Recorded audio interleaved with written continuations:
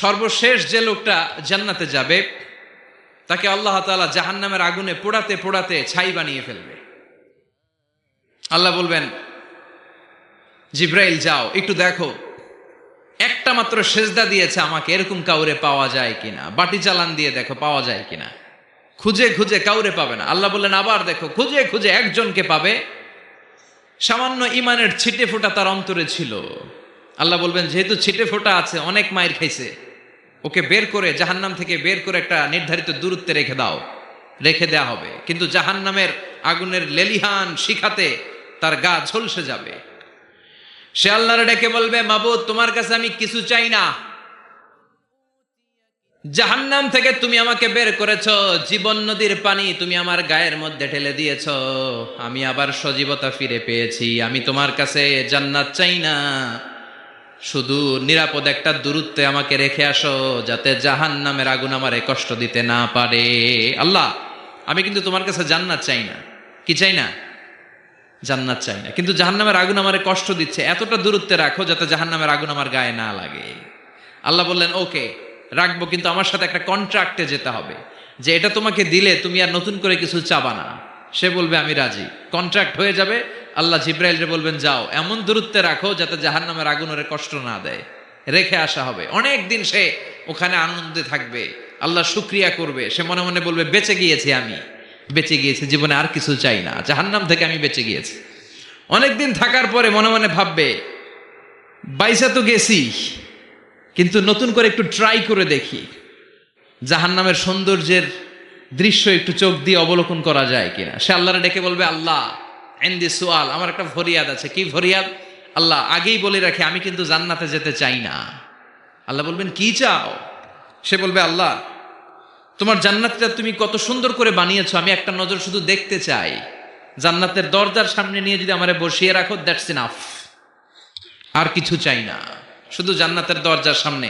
আল্লাহ বললেন, তুই না ওয়াদা করেছিস, তুই না চুক্তি করেছিস। সে বলবে, আল্লাহ আমারে হতভাগা বানাইয়া তোমার কি লাভ? সুবহানাল্লাহ পড়েন। আমারে তুমি হতভাগা বানিও না। আল্লাহ বলে, ঠিক আছে, আবার সিগনেচার কর যে জান্নাতের দরজার সামনে বসিয়ে দিলে আর কিছু চাবি না। সে সিগনেচার করে বলে, আমি চাবো না। আল্লাহ বললেন, জিব্রাইল বেচারারে ধরে জান্নাতের গেটের সামনে বসায় দে। এবার জান্নাতের গেটের সামনে বসে বসে জান্নাতের সৌন্দর্য দেখা শুরু করবে। সুবহানাল্লাহ। এমন সৌন্দর্য যেটা চোখ দিয়ে কেউ দেখে নাই, কান দিয়ে শোনে নাই। ওই সৌন্দর্য চোখে দেখে, কান দিয়ে আওয়াজ শুনে, মাগার ভোগ করতে পারে না। অন্তরে জ্বালা আছে না নাই?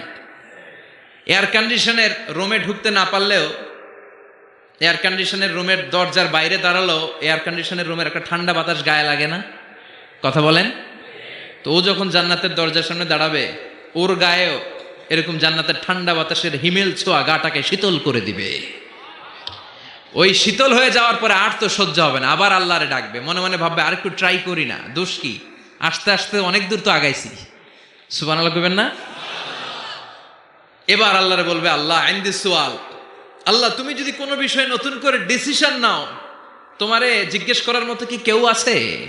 আল্লাহ বলেন, না, আমি তো সব রাজার বড় রাজা, মহারাজা, আমার উপরে তো কারো কথা চলে না। ওই হতভাগা লোকটা বলবে, আল্লাহ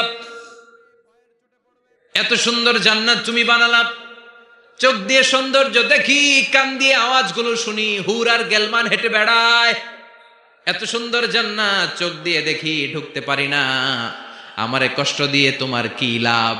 ও আল্লাহ, আমারে তুমি মাফ করে দাও, জান্নাতের চিপার মধ্যে এক কর্নারে তুমি একটু আমারে জায়গা করে দাও। আল্লাহ বলবেন, ওয়াই হাক ইয়াবনা আদম, তোর ধ্বংস হোক হে আদম জাত, মা আগদারাকা, তোর চেয়ে বড় গাদ্দার আমি আমার সৃষ্টিকুলে কাউরে দেখি নাই।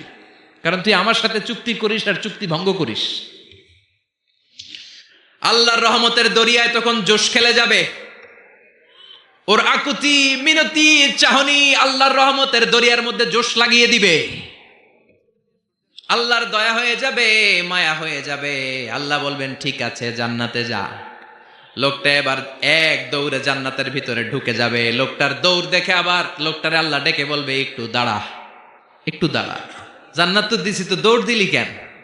সুবহানাল্লাহ কইবেন না? লোকটি বলবে, আল্লাহ প্ল্যান তো আমি কম করি নাই, এত চেষ্টার ফলে আমি আসতে পারছি, আবার যদি তুমি বাইর করে দাও, এই জন্য এক দৌড়ে এমন চিপার মধ্যে লুকামো যাতে তুমি আমার না দেখো। আবার আল্লাহর রহমতের দরিয়ায় জোশ খেলে যাবে, আল্লাহ কাছে ডাকবে, কাছে আয়।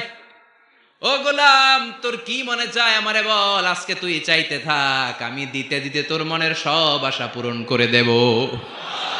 লোকটা খুশি হয়ে বলবে, আল্লাহ আমারে এটা দাও, বাড়ি দাও, গাড়ি দাও, নারী দাও, এটা দাও, ওটা দাও, একের পর এক চাইতে থাকবে, আল্লাহ সব তারে দিতে থাকবে। চাইতে চাইতে লোকটার সব চাওয়া যখন শেষ, সে বলবে, আল্লাহ আর আমার চাওয়ার কিছু নাই। আল্লাহ বলেন, নো, এত তাড়াতাড়ি যে তুমি খেলা শেষ করতে পারবা না মনু, আমার সাথে তোমার এই খেলা আরো লম্বা সময় চলতে হবে, তোমার অনেক কিছু চাইতে হবে। তুই আজকে চাইতে চাইতে তোর সব চাও আমার কাছে বলবি, আর আমি দিতে দিতে তোর জীবন ধন্য করে দেব।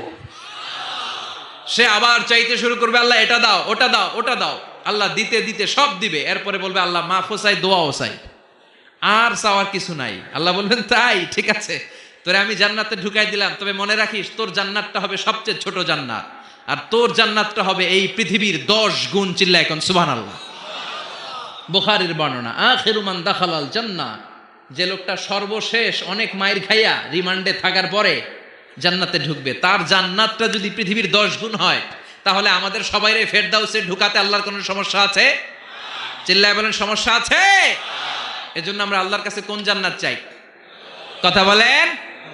রব্বুল আলামিন বলেন, ওয়াসিকাল্লাযীনা ইত্তাকাউ রাব্বাহুম ইলাল জান্নাতি যুমারা হাত্তা ইযা জাউহা ওয়া ফুতিহাত আবওয়াবুহা ওয়া ক্বালা লাহুম খাজানাতুহা সালামুন আলাইকুম তিবতুম ফাদখুলুহা খালিদিন। সুবহানাল্লাহ পড়েন।